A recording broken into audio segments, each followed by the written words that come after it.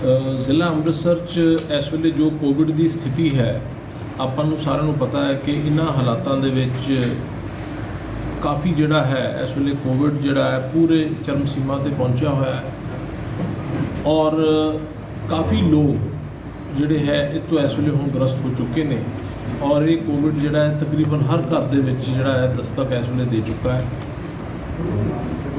ਜਿੰਨੇ ਵੀ ਹਸਪੀਟਲਸ ਨੇ ਸਾਡੇ ਸਰਕਾਰੀ ਹਸਪੀਟਲਸ ਨੇ ਉਹਨਾਂ ਦੇ ਵਿੱਚ ਮਰੀਜ਼ਾਂ ਦੀ ਤਾਦਾਦ ਕਾਫੀ ਹੁਣ ਵੱਧ ਚੁੱਕੀ ਹੈ। ਆਕਸੀਜਨ ਨੂੰ ਲੈ ਕੇ ਜਿਸ ਤਰ੍ਹਾਂ ਆਪਾਂ ਸਾਰੇ ਜਾਣਦੇ ਹਾਂ ਕਿ ਭਾਵੇਂ ਕਿ ਅਸੀਂ ਇਨਸ਼ੋਰ ਕਰਵਾ ਰਹੇ ਹਾਂ ਕਿ ਸਪਲਾਈ ਬਿਲਕੁਲ ਰੈਗੂਲਰ ਹਰ ਹਸਪਤਾਲ ਨੂੰ ਮਿਲੇ ਔਰ ਪਹੁੰਚੇ, ਲੇਕਿਨ ਇਹ ਵੀ ਸੱਚਾਈ ਹੈ ਕਿ ਆਕਸੀਜਨ ਇਸ ਵੇਲੇ ਜਿਹੜੀ ਹੈ ਕਾਫੀ ਕਿੱਲਤ ਹੈ ਔਰ ਇੱਕ ਬੂੰਦ ਆਕਸੀਜਨ ਦੀ ਸਾਨੂੰ ਬੜੇ ਧਿਆਨ ਨਾਲ ਵਰਤਣ ਦੀ ਲੋੜ ਹੈ ਔਰ ਇਹਦੇ ਬਾਰੇ ਅਸੀਂ ਸਾਰੇ ਹਸਪੀਟਲਸ ਦੇ ਨਾਲ ਵੀ ਜਿਹੜਾ ਹੈ ਮੀਟਿੰਗਸ ਕਰ ਚੁੱਕੇ ਹਾਂ ਔਰ ਸਾਰੇ ਇਸ ਗੱਲ ਤੋਂ ਸੁਚੇਤ ਨੇ ਔਰ ਹਰ ਇੱਕ ਨੇ ਆਪਣੀ ਕੰਜ਼ੰਪਸ਼ਨ ਨੂੰ ਪ੍ਰੋਪਰ ਢੰਗ ਦੇ ਨਾਲ ਮੋਨੀਟਰ ਕੀਤਾ ਹੈ ਔਰ ਆਕਸੀਜਨ ਆਡਿਟ ਵੀ ਕਰਵਾ ਰਹੇ ਨੇ। ਪਹਿਲਾਂ ਜਿਹੜੀਆਂ ਹਦਾਇਤਾਂ ਸਾਡੀਆਂ ਸੀ ਜਿਹਦੇ ਵਿੱਚ ਸਾਡੇ ਕਰਫਿਊ ਅਸੀਂ ਲਗਾਇਆ ਹੈ, ਵੀਕਐਂਡ ਕਰਫਿਊ ਹੈ, ਉਹ ਸਾਰੀਆਂ ਹਦਾਇਤਾਂ ਦੇ ਨਾਲ ਸਰਕਾਰ ਵੱਲੋਂ ਹੁਣ ਕੁਝ ਐਡੀਸ਼ਨਲ ਰਿਸਟ੍ਰਿਕਸ਼ਨਸ ਵੀ ਲਗਾਈਆਂ ਗਈਆਂ ਨੇ ਕਿਉਂਕਿ ਬਿਮਾਰੀ ਦੇ ਹਾਲਾਤ ਨੂੰ ਦੇਖਦੇ ਹੋਏ ਇਹ ਦੇਖਿਆ ਜਾ ਰਿਹਾ ਹੈ ਕਿ ਜੇ ਅਸੀਂ ਹੁਣ ਸਖਤ ਕਦਮ ਨਹੀਂ ਉਠਾਵਾਂਗੇ ਤੇ ਆਉਣ ਵਾਲੇ 8-10 ਦਿਨ ਜਿਹੜੇ ਹੈਗੇ ਆ ਇਹ ਸਥਿਤੀ ਸਾਡੇ ਤੋਂ ਜਿਹੜਾ ਹੈ ਹੋ ਸਕਦਾ ਹੋਰ ਵਿਰਾਟ ਰੂਪ ਲੈ ਲਵੇ ਔਰ ਆਪਾਂ ਸਾਰੇ ਕਾਫੀ ਮੁਸ਼ਕਲ ਵਿੱਚ ਉਸ ਸਥਿਤੀ ਵਿੱਚ ਆ ਜਾਵਾਂਗੇ। ਸੋ ਇਸ ਕਰਕੇ ਮੇਰੀ ਸਾਰਿਆਂ ਨੂੰ ਇਹ ਬੇਨਤੀ ਹੈ ਕਿ ਜਿੰਨੀਆਂ ਹੁਣ ਤੱਕ ਰਿਸਟ੍ਰਿਕਸ਼ਨਸ ਲੱਗੀਆਂ ਨੇ ਕਿਰਪਾ ਕਰਕੇ ਉਹਨਾਂ ਨੂੰ ਜਿਹੜਾ ਹੈ ਫੋਲੋ ਕਰੋ ਔਰ ਹਰ ਪਰਿਵਾਰ ਨੂੰ ਇਹ ਅਪੀਲ ਹੈ ਕਿ ਤੁਸੀਂ ਆਉਣ ਵਾਲੇ 15 ਦਿਨ ਕਿਰਪਾ ਕਰਕੇ ਆਪਣੇ ਘਰਾਂ ਦੇ ਵਿੱਚ ਰਹਿ ਕੇ ਹੀ ਜਿਹੜੇ ਆਪਣੇ ਸਾਰੇ ਮੁਨਾਸਿਬ ਕੰਮ ਕਰਨ ਵਾਲੇ ਨੇ ਉਹ ਕਰੋ। ਬੱਚਿਆਂ ਨੂੰ ਬਾਹਰ ਨਾ ਜਾਣ ਦਿਓ, ਬਜ਼ੁਰਗ ਜਿਹੜੇ ਨੇ ਉਹ ਘਰ 'ਚ ਰਹਿਣ। ਜਿੰਨੇ ਵੀ ਘਰੋਂ ਬਾਹਰ ਜਾਣਾ ਹੈ ਉਹ ਸਿਰਫ ਉਹਨਾਂ ਕੰਮਾਂ ਲਈ ਜਿਹੜੇ ਅਸੈਂਸ਼ੀਅਲ ਹੈਗੇ ਨੇ ਆਪਣੀ ਲਾਈਫ ਵਾਸਤੇ ਉਹਨਾਂ ਲਈ ਬਾਹਰ ਨਿਕਲਣ ਔਰ ਆਪਣੇ ਉਹਨਾਂ ਸਮਾਨ ਜਿੰਨਾ ਕੋ ਲੋੜ ਹੈ ਲੈ ਕੇ ਆਪਣੇ ਜਿਹੜਾ ਹੈ ਘਰਾਂ ਦੇ ਵਿੱਚ ਜ਼ਿਆਦਾ ਤੋਂ ਜ਼ਿਆਦਾ ਰਹਿਣ ਨੂੰ ਤਰਜੀਹ ਦੇਣ ਕਿਉਂਕਿ ਬਾਹਰ ਘੁੰਮਣਾ ਫਿਰਨਾ ਜਿਹੜਾ ਹੈ ਕਿਉਂਕਿ ਇਨਫੈਕਸ਼ਨ ਇਸ ਲੈਵਲ ਤੱਕ ਫੈਲੀ ਹੈ ਕਿ ਕੋਈ ਵੀ ਬੰਦਾ ਜੇ ਬਾਹਰ ਜਾ ਰਿਹਾ ਹੈ ਤੇ ਉਹ ਜਿਹੜਾ ਹੈ ਇਹ ਤੋਂ ਗ੍ਰਸਤ ਹੋ ਕੇ ਵਾਪਸ ਆਉਂਦਾ ਹੈ ਔਰ ਘਰ ਦੇ ਵਿੱਚ ਕੋਈ ਵੀ ਮਰੀਜ਼ ਹੈ ਉਹਨੂੰ ਇਹ ਬਿਮਾਰੀ ਟ੍ਰਾਂਸਫਰ ਹੋ ਜਾਂਦੀ ਹੈ ਔਰ ਜਿਸ ਤਰ੍ਹਾਂ ਆਪਾਂ ਜਾਣਦੇ ਹਾਂ ਕਿ 100 ਤੋਂ 85% ਲੋਕ ਜਿਹੜੇ ਨੇ ਉਹ ਕਈ ਵਾਰੀ ਏਸਿਮਟੋਮੈਟਿਕ ਰਹਿ ਜਾਂਦੇ ਨੇ, ਉਹਨਾਂ ਨੂੰ ਪਤਾ ਵੀ ਨਹੀਂ ਲੱਗਦਾ। 15% ਲੋਕਾਂ ਦੇ ਵਿੱਚ ਇਹ ਬਿਮਾਰੀ ਜਿਹੜੇ ਆਪਣੇ ਲੱਛਣ ਜਿਹੜੇ ਬਹੁਤ ਦਿਖਾਉਂਦੀ ਹੈ। 5% ਦੇ ਵਿੱਚ ਇਹ ਕਾਫੀ ਐਗਰਾਵੇਟ ਹੋ ਜਾਂਦੀ ਹੈ ਔਰ 1% ਦੇ ਵਿੱਚ ਇਹ ਜਿਹੜਾ ਹੈ ਮੋਰਟੈਲਿਟੀ ਇੱਥੋਂ ਤੱਕ ਵੱਧ ਜਾਂਦੀ ਹੈ ਸਿਵੀਅਰਿਟੀ ਇਸ ਡਿਜ਼ੀਜ਼ ਦੀ ਕਿ ਉਹਨਾਂ ਵਿਅਕਤੀਆਂ ਦੀ ਜਿਹੜੀ ਹੈ ਇਹ ਜਾਨਲੇਵਾ ਸਾਬਤ ਹੁੰਦੀ ਹੈ। ਸੋ ਆਪਾਂ ਇਸ ਚੀਜ਼ ਨੂੰ ਸਮਝੀਏ ਕਿ ਇਹ ਭਾਵੇਂ ਪਰਸੈਂਟੇਜ ਬਹੁਤ ਥੋੜ੍ਹੀ ਲੱਗਦੀ ਹੈ ਲੇਕਿਨ ਜਿਹੜੀ ਸਾਡੀ ਜਨਸੰਖਿਆ ਹੈ ਉਹਦੇ ਵਿੱਚ ਇਹ ਨੰਬਰ ਇੰਨਾ ਜ਼ਿਆਦਾ ਬਣ ਜਾਂਦਾ ਹੈ ਕਿ ਸਾਡੇ ਕੋਲ ਉਸ ਲੈਵਲ ਦੀ ਮੈਡੀਕਲ ਵਿਵਸਥਾ,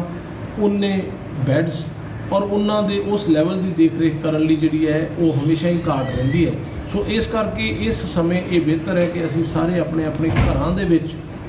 ਰਹੀਏ ਔਰ ਜੇ ਤੁਹਾਨੂੰ ਲੱਗ ਰਿਹਾ ਹੈ ਕਿ ਤੁਹਾਨੂੰ ਕੋਈ ਇਸ ਤਰ੍ਹਾਂ ਦੇ ਲੱਛਣ ਹੈ, ਸਾਡੇ ਕੰਟਰੋਲ ਰੂਮਾਂ ਦੇ ਨੰਬਰ ਅਸੀਂ ਪਹਿਲਾਂ ਵੀ ਸ਼ਾਇਆ ਕਰ ਚੁੱਕੇ, ਉੱਥੇ ਸੰਪਰਕ ਕਰੋ, 104 ਉੱਤੇ ਸੰਪਰਕ ਕਰੋ ਔਰ ਜਿਹੜਾ ਵੀ ਹਸਪੀਟਲ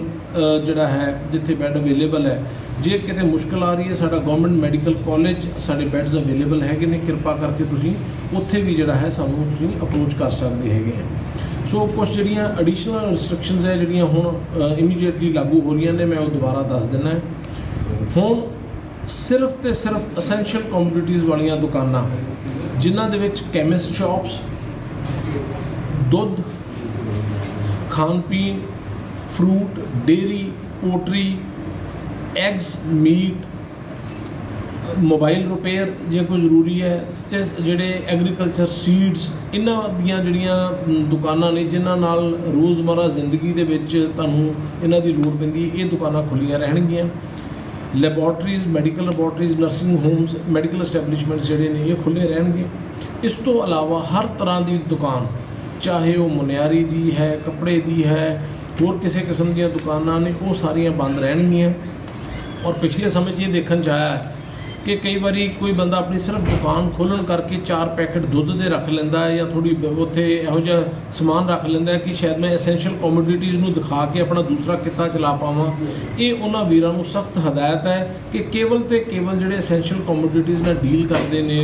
ਉਹੀ ਦੁਕਾਨਾਂ ਖੁੱਲੀਆਂ ਰਹਿਣ ਔਰ ਦੂਸਰਾ ਕੋਈ ਜਿਹੜਾ ਹੈ ਇਸ ਤਰੀਕੇ ਦੀ ਜਿਹੜੀ ਹੈ ਕਾਰਵਾਈ ਨਾ ਕਰੇ, ਕਿਉਂਕਿ ਮੇਨ ਸਾਡਾ ਪਰਪਸ ਹੈ ਕਿ ਲੋਕਾਂ ਦੀ ਆਵਾਜਾਈ ਘਟਾਈਏ ਔਰ ਲੋਕਾਂ ਨੂੰ ਜਿਹੜਾ ਹੈ ਘਰਾਂ 'ਚ ਹੀ ਰਹਿਣ ਲਈ ਅਸੀਂ ਜਿਹੜਾ ਹੈ ਪ੍ਰੇਰਿਤ ਕਰੀਏ। ਔਰ ਬਾਹਰ ਵਾਲੇ ਆਉਣ ਵਾਲੇ ਵਿਅਕਤੀਆਂ ਵਾਸਤੇ 72 ਘੰਟੇ ਤੋਂ ਪਹਿਲਾਂ ਦੀ ਨੈਗੇਟਿਵ ਰਿਪੋਰਟ ਲਾਜ਼ਮੀ ਕਰ ਦਿੱਤੀ ਗਈ ਹੈ। ਜੇ ਕੋਈ ਬਾਹਰੋਂ ਆ ਰਿਹਾ ਹੈ, ਵੈਕਸੀਨੇਸ਼ਨ ਸਰਟੀਫਿਕੇਟ ਐਟਲੀਸਟ ਘੱਟੋ ਘੱਟ 1 ਡੋਜ਼ ਲਈ ਹੋਵੇ 2 ਵੀਕ ਪੁਰਾਣੀ, ਉਹ ਲਾਜ਼ਮੀ ਹੋ ਗਿਆ ਹੈ। ਜੇ ਕੋਈ ਬਾਹਰੋਂ ਆਉਂਦਾ ਹੈ, ਸਾਰੇ ਸਰਕਾਰੀ ਦਫ਼ਤਰਾਂ ਦੇ ਵਿੱਚ 50% ਜਿਹੜੀ ਸਟਰੈਂਥ ਹੈਗੀ ਹੈ ਉਹ ਉਹਦੇ 'ਤੇ ਵਰਕ ਕਰਨਗੇ ਔਰ ਜਿਹੜਾ ਹੈ ਕੋਵਿਡ ਮੈਨੇਜਮੈਂਟ ਦੇ ਨਾਲ ਜਿਹੜੇ ਦਫ਼ਤਰ ਲੱਗੇ ਹੈਗੇ ਨੇ ਉਹਨਾਂ ਨੂੰ ਇਹ ਤੋਂ ਛੋਟ ਹੈ, ਉਹ ਸਾਰੇ ਦੇ ਸਾਰੇ ਪੂਰੀ ਸਟਰੈਂਥ 'ਚ ਕੰਮ ਕਰਨਗੇ। 4 ਵੀਲਰਸ ਦੇ ਵਿੱਚ ਕੇਵਲ 2 ਪੈਸੇਂਜਰਸ ਤੇ ਨਾਲ ਜਿਹੜਾ ਹੈ ਡਰਾਈਵਰ ਅਲਾਊ ਹੋਏਗਾ। 2 ਵੀਲਰਸ ਦੇ ਵਿੱਚ ਜਿਹੜਾ ਹੈ ਪਿਲੀਅਨ ਰਾਈਡਿੰਗ ਜਿਹੜੀ ਹੈ ਉਹ ਬੰਦ ਹੈ, ਕੇਵਲ ਇੱਕੋ ਪਰਿਵਾਰ ਦੇ 2 ਮੈਂਬਰ ਜਿਹੜੇ ਨੇ ਉਹਦੇ 'ਤੇ ਸਵਾਰੀ ਕਰ ਸਕਦੇ ਨੇ। ਵੈਡਿੰਗ ਸੈਰੇਮਨੀਜ਼, ਫਿਊਨਰਲਸ, ਇਹਨਾਂ ਵਾਸਤੇ ਜਿਹੜੀ ਗੈਦਰਿੰਗਸ ਹੈਗੀ ਹੈ ਇਹ 10 ਬੰਦਿਆਂ ਦੀ ਗੈਦਰਿੰਗ ਦੀ ਜਿਹੜੀ ਲਿਮਟ ਹੈ ਉਹ ਫਿਕਸ ਕਰ ਦਿੱਤੀ ਗਈ ਹੈਗੀ ਹੈ। ਪਿੰਡਾਂ 'ਚ ਠੀਕਰੀ ਪਹਿਰੇ ਔਰ ਉਹ ਨਾਈਟ ਕਰਫਿਊ ਨੂੰ ਲਾਗੂ ਕਰਨ ਲਈ ਠੀਕਰੀ ਪਹਿਰਿਆਂ ਦੇ ਆਰਡਰਸ ਕੀਤੇ ਜਾ ਰਹੇ ਹੈਗੇ ਨੇ। ਸਬਜ਼ੀ ਮੰਡੀਆਂ ਦੇ ਵਿੱਚ ਦੇਖਣ 'ਚ ਆਇਆ ਕਿ ਸਵੇਰੇ ਆਮ ਲੋਕ ਵੀ ਸਬਜ਼ੀ ਖਰੀਦਣ ਚਲੇ ਜਾਂਦੇ ਨੇ, ਜਦੋਂ ਕਿ ਸਬਜ਼ੀ ਮੰਡੀਆਂ ਸਿਰਫ ਹੋਲਸੇਲਰਸ ਨੂੰ ਦੇਣ ਵਾਸਤੇ ਹੈਗੀਆਂ ਨੇ ਔਰ ਹੋਲਸੇਲਰਸ ਤੋਂ ਬਾਅਦ ਰਿਟੇਲਰਸ ਨੇ ਜਿਹੜੇ ਘਰਾਂ ਤੱਕ ਪਹੁੰਚ ਕਰਨੀ ਹੈ ਉਹ ਉੱਥੋਂ ਮਾਲ ਲੈਣਗੇ। ਲੋਕਾਂ ਨੂੰ ਬੇਨਤੀ ਹੈ ਕਿ ਉਹ ਮੰਡੀਆਂ ਦੇ ਵਿੱਚ ਰਸ਼ ਘਟਾਉਣ ਔਰ ਆਪ ਉੱਥੇ ਨਾ ਜਾਣ। ਇਹ ਜਿਹੜਾ ਕਾਰੋਬਾਰ ਸਵੇਰੇ ਤੜਕਸਾਰ ਉਹਨਾਂ ਨੂੰ ਕਰਨ ਦੀ ਆਗਿਆ ਹੋਵੇਗੀ, ਲੇਕਿਨ ਜਿਹੜੇ ਹੈ ਲੋਕ ਆਮ ਤੌਰ 'ਤੇ ਉੱਥੇ ਜਿਹੜਾ ਨਾ ਜਾਣ, ਉਹਨਾਂ ਤੱਕ ਪਹੁੰਚ ਜਿਹੜੀ ਹੈ ਜੋ ਉਹਨਾਂ ਦਾ ਰਿਟੇਲ ਸਿਸਟਮ ਬਣਿਆ ਹੈ ਉਹਦੇ ਰਾਹੀਂ ਹੀ ਹੋਏਗੀ। ਕਿਸਾਨ ਜਥੇਬੰਦੀਆਂ ਤੇ ਸਾਡੇ ਧਾਰਮਿਕ ਲੀਡਰਸ ਨੂੰ ਜਿਹੜਾ ਹੈ ਇਹ ਅਸੀਂ ਇਹਦੇ ਵਿੱਚ ਬੇਨਤੀ ਕੀਤੀ ਹੈ ਕਿ ਆਪਣੇ ਧਰਨਾ ਪ੍ਰਦਰਸ਼ਨ ਗੈਦਰਿੰਗਸ ਜਿਹੜਾ ਹੈ ਉਹਨਾਂ ਨੂੰ ਬਿਲਕੁਲ ਘਟਾ ਕੇ, ਜੇ ਬਿਲਕੁਲ ਸਿੰਬੋਲਿਕ ਤੁਸੀਂ ਕਰਨਾ ਹੈ ਤੇ 2 4 5 ਬੰਦੇ ਰਹਿ ਕੇ ਕਰ ਸਕਦੇ ਨੇ, ਲੇਕਿਨ ਇਹਨੂੰ ਬੰਦ ਕੀਤਾ ਜਾਵੇ, ਧਰਨੇ ਪ੍ਰਦਰਸ਼ਨ ਨਾ ਕੀਤੇ ਜਾਣ। ਇਹ ਇੱਕ ਜਨਹਿਤ ਵਿੱਚ ਉਹਨਾਂ ਨੂੰ ਸਾਰਿਆਂ ਨੂੰ ਬੇਨਤੀ ਹੈਗੀ ਹੈ। ਜਿਹੜੀਆਂ ਰਿਲੀਜੀਅਸ ਪਲੇਸਿਸ ਹੈਗੀਆਂ ਨੇ, ਗੁਰਦੁਆਰੇ, ਮੰਦਿਰ, ਉਹਨਾਂ ਨੂੰ ਵੀ ਬੇਨਤੀ ਹੈ ਕਿ ਸ਼ਾਮ 6 ਵਜੇ ਤੋਂ ਬਾਅਦ ਸੰਗਤਾਂ ਨੂੰ ਜਿਹੜਾ ਹੈ ਉੱਥੇ ਆਉਣ 'ਤੇ ਕਿਹਾ ਜਾਵੇ ਕਿ ਸਵੇਰੇ ਦਰਸ਼ਨ ਮੱਥਾ ਟੇਕ ਲੈਣ, ਲੇਕਿਨ ਉਸ ਤੋਂ ਬਾਅਦ ਉੱਥੇ ਮਨਾਹੀ ਹੋਵੇਗੀ, ਕਿਉਂਕਿ ਧਾਰਮਿਕ ਥਾਵਾਂ 'ਤੇ ਅਸੀਂ ਦੇਖ ਰਹੇ ਹਾਂ ਬਹੁਤ ਜ਼ਿਆਦਾ ਰਸ਼ ਹੈਗਾ ਔਰ ਉੱਥੇ ਲੋਕ ਜਿਹੜਾ ਹੈ ਮਾਸਕ ਪਾਉਣ ਤੋਂ ਵੀ ਗੁਰੇਜ਼ ਕਰ ਰਹੇ ਨੇ। ਇਹਨਾਂ ਨੂੰ ਇਹ ਬੇਨਤੀ ਹੈ ਕਿ ਉੱਥੇ ਤੁਸੀਂ ਜਿਹੜਾ ਹੈ ਭੀੜ ਘਟਾਓ ਔਰ ਜੇ ਕੋਈ ਉੱਥੇ ਜਾਂਦਾ ਹੈ ਤਾਂ ਮਾਸਕ ਜ਼ਰੂਰ ਪਾਵੇ, ਕਿਉਂਕਿ ਬਿਮਾਰੀ ਜਿਹੜੀ ਹੈ ਇਸ ਵੇਲੇ ਆਪਣੇ ਪੂਰਾ ਭਿਆਨਕ ਰੂਪ ਲੈ ਚੁੱਕੀ ਹੈ। ਸਾਡੇ ਵੱਲੋਂ ਜੇ ਕਿਸੇ ਨੇ ਆਕਸੀਜਨ ਜਿਹੜੀ ਹੈ ਉਹ ਵੀ ਧਿਆਨ 'ਚ ਆ ਰਿਹਾ ਕਿ ਕਈ ਲੋਕਾਂ ਨੇ ਇਹਨਾਂ ਹਾਲਾਤਾਂ ਨੂੰ ਦੇਖਦੇ ਹੋਏ ਆਕਸੀਜਨ ਦੇ ਸਿਲੰਡਰਸ ਜਿਹੜੇ ਹੈਗੇ ਨੇ ਉਹਨਾਂ ਦੀ ਹੋਰਡਿੰਗ ਕਰਨੀ ਸ਼ੁਰੂ ਕਰ ਦਿੱਤੀ ਹੈ ਔਰ ਇਹਨਾਂ ਦੇ ਪ੍ਰਾਈਸਿਸ ਵੀ ਜ਼ਰੂਰਤ ਤੋਂ ਜ਼ਿਆਦਾ ਹਾਈਪ ਕਰ ਦਿੱਤੇ ਨੇ। ਉਹਨਾਂ ਵਾਸਤੇ ਵੀ ਅਸੀਂ ਜਿਹੜਾ ਹੈ ਸਖਤ ਕਾਰਵਾਈ ਕਰ ਰਹੇ ਹਾਂ ਕਿ ਇਹੋ ਜਿਹੇ ਕਿਸੇ ਨੂੰ ਹੋਰਡਿੰਗ ਕਰਨ ਦੀ ਅਲਾਊਡ ਨਹੀਂ ਹੋਏਗਾ। RT-PCR ਟੈਸਟਿੰਗ ਜਿਹੜੀ ਹੈ, ਜਿਹੜੇ ਅਸੀਂ ਦੇਖਿਆ ਹੈ ਕਿ ਤੁਹਾਡੇ ਸਟਰੀਟ ਵੈਂਡਰਸ ਨੇ ਜਿੱਥੋਂ ਆਮ ਲੋਕ ਆ ਕੇ ਆਪਣਾ ਸਮਾਨ ਖਰੀਦਦੇ ਨੇ, ਚਾਹੇ ਉਹ ਗੋਲ ਗੱਪੇ ਦੀਆਂ ਦੁਕਾਨਾਂ ਨੇ, ਫਰੂਟ ਵਾਲੀ ਕੋਈ ਦੁਕਾਨ ਹੈ, ਉੱਥੇ ਕਾਫੀ ਭੀੜ ਭੜੱਕਾ ਹੋ ਜਾਂਦਾ ਹੈ। ਸਟਰੀਟ ਵੈਂਡਰਸ ਦੇ ਅਤੇ ਰੇਹੜੀ ਵਾਲਿਆਂ ਦੇ ਜਿਹੜੇ ਹੈ ਟੈਸਟਿੰਗ ਅਸੀਂ ਉਹਨਾਂ ਨੂੰ ਕਰਨ ਦੀ ਹਦਾਇਤ ਕੀਤੀ ਹੈ, ਤਾਂ ਕਿ ਇਹ ਨਾ ਹੋਵੇ ਵੀ ਉਹ ਇੱਕ ਬੰਦਾ ਇਨਫੈਕਟਡ ਹੋਵੇ ਔਰ ਉਹ ਜਿੰਨੇ ਵੀ ਉਹਨਾਂ ਕੋਲ ਗਾਹਕ ਆ ਰਹੇ ਹੈ ਇਹ ਬਿਮਾਰੀ ਉਹਨਾਂ ਨੂੰ ਗਾਹ ਉੱਥੇ ਟ੍ਰਾਂਸਫਰ ਹੋ ਜਾਵੇ। ਸੋ ਇਸ ਤਰੀਕੇ ਦੀ ਜਿਹੜੀ ਚੀਜ਼ ਹੈ ਅਸੀਂ ਇਹਨੂੰ ਸਖਤੀ ਨਾਲ ਲਾਗੂ ਕਰਨ ਜਾ ਰਹੇ ਹਾਂ। ਬਾਕੀ ਜਿਹੜੇ ਸਟੈਪਸ ਨੇ ਜਿਨ੍ਹਾਂ ਦੇ ਉੱਤੇ ਆਲਰੇਡੀ ਅਸੀਂ ਪਹਿਲਾਂ ਦੱਸਿਆ ਹੈ, ਹਰ ਰੋਜ਼ 6 ਵਜੇ ਤੋਂ ਜਿਹੜਾ ਹੈ ਅਗਲੇ ਦਿਨ 5 ਵਜੇ ਤੱਕ ਸਵੇਰੇ ਕਰਫਿਊ ਰਹੇਗਾ ਔਰ ਵੀਕਐਂਡ ਕਰਫਿਊ 6 PM ਸ਼ੁੱਕਰਵਾਰ ਨੂੰ ਲੱਗ ਕੇ 5 ਵਜੇ ਮੰਡੇ ਤੱਕ ਲੱਗਿਆ ਰਹੇਗਾ ਔਰ ਇਹਦੀ ਪੂਰੀ ਸਖਤੀ ਦੇ ਨਾਲ ਪਾਲਣਾ ਕੀਤੀ ਜਾਵੇਗੀ ਔਰ ਕਿਸੇ ਨੂੰ ਵੀ ਉੱਥੇ ਘੁੰਮਣ ਫਿਰਨ ਦੀ ਆਗਿਆ ਨਹੀਂ ਹੋਏਗੀ। ਔਰ ਇਸ ਤੋਂ ਇਲਾਵਾ ਜਿਹੜੇ ਹੈਗੇ ਨੇ ਟਰਾਂਸਪੋਰਟ ਬੱਸਿਸ ਦੇ ਵਿੱਚ, ਉਹਦੇ ਵਿੱਚ ਵੀ ਸਾਰੀਆਂ ਜਿੰਨੇ ਪਬਲਿਕ ਟਰਾਂਸਪੋਰਟ ਹੈ 50% ਕਪੈਸਿਟੀ ਤੱਕ ਲੋਕਾਂ ਨੂੰ ਬੈਠਣ ਦੀ ਆਗਿਆ ਹੈਗੀ ਹੈ, ਤਾਂ ਕਿ ਉੱਥੇ ਦੂਰੀ ਪ੍ਰੋਪਰ ਜਿਹੜੀ ਹੈ ਸਮਾਜਿਕ ਦੂਰੀ ਬਣਾਈ ਜਾ ਸਕੇ। ਹਰ ਤਰ੍ਹਾਂ ਦੇ cinema halls, bars, gym, spa, swimming pool, coaching centre, sport complexes ਵਗੈਰਾ ਇਹ ਸਾਰੇ ਦੇ ਸਾਰੇ ਬੰਦ ਰਹਿਣਗੇ। हर तरह के रेस्टोरेंट्स जिहड़े ने अंदर बैठ के खाने की मनाही है, सिर्फ उत्थे टेक वे जिहड़ा है खाने का वो लिया जा सकता हैगा। और होम डिलीवरी भी रात 9 बजे तक ही अलाउड है, उस तो बाद होम डिलीवरी भी नहीं करन दी जाएगी। और जे कोई इस तरीके का कोई भी अदारा रात को उसकी वायलेशन करता पाया गया तो उहदे ते सख्त कार्रवाई होगी और बकायदा उन्होंने आने वाले 3 महीने वास्ते सील कर दिता जाएगा। वीकली मार्केट्स अपनियां मंडियां वगैरह जिहड़ियां ने ये सब बंद रहणगियां। हर तरह की सोशल कल्चरल स्पोर्ट्स गैदरिंग्स के उत्ते जिहड़ा है बैन रहेगा। जे किसी ने कोई जिहड़ी है ज़रूरी अहम इहो जिहा है भी उन्होंने अवॉइड नहीं किया जा सकता, वो डिप्टी कमिश्नर की प्रवानगी तो बिना वो फंक्शन नहीं किया जा सकता। और उस तो बाद सारियां पोलिटिकल गैदरिंग्स जिहड़ियां ने वो भी बैन कीतियां होईयां ने। और जिहड़ा है लार्ज गैदरिंग्स जिहड़े लोग जाणगे उन्होंने 5 दिन का जिहड़ा है होम आइसोलेशन होम क्वारंटाइन जिहड़ा है वो करना पएगा। All educational institution schools and colleges जिहड़े है ये बंद रहणगे, पर इन्हां दे जिहड़े गवर्नमेंट के स्कूल्स ने उत्थे टीचर्स जिहड़े हैगे ने उन्होंने नॉन टीचिंग स्टाफ नूं उन्होंने अटेंड करने लई कहा गया हैगा। और इहदे विच कोशिश ज़्यादा तो ज़्यादा ही की जाए, जे साडा ऑनलाइन टीचिंग सिस्टम हो सकता है तो उन्होंने प्रैफरेंस दी जाए, ताकि गैदरिंग क्योंकि जोड़े भी कोई टीचर साहबान आउणगे जाणगे वो अपने आप को एक्सपोज करनगे। ये देख के जिहड़ा है कोशिश करो कि वध तो वध ऑनलाइन टीचिंग के उत्ते ही आपां फोकस करिए। जिन्हें भी मैडिकल ते नर्सिंग कॉलेजेस ने वो खुले रहणगे, क्योंकि उन्होंने जिहड़े पढ़ते स्टूडेंट्स है उन्होंने किसी टाइम भी सानू जिहड़ा है इस कोविड नाल पैंडेमिक नाल लड़ाई करने की लोड़ पै सकती हैगी है। हर तरह के रिक्रूटमेंट एग्जाम्स पोस्टपोन कर दिते गए हैं। प्राइवेट ऑफिसेस जिहड़े ने इनकलूडिंग इंडस्ट्री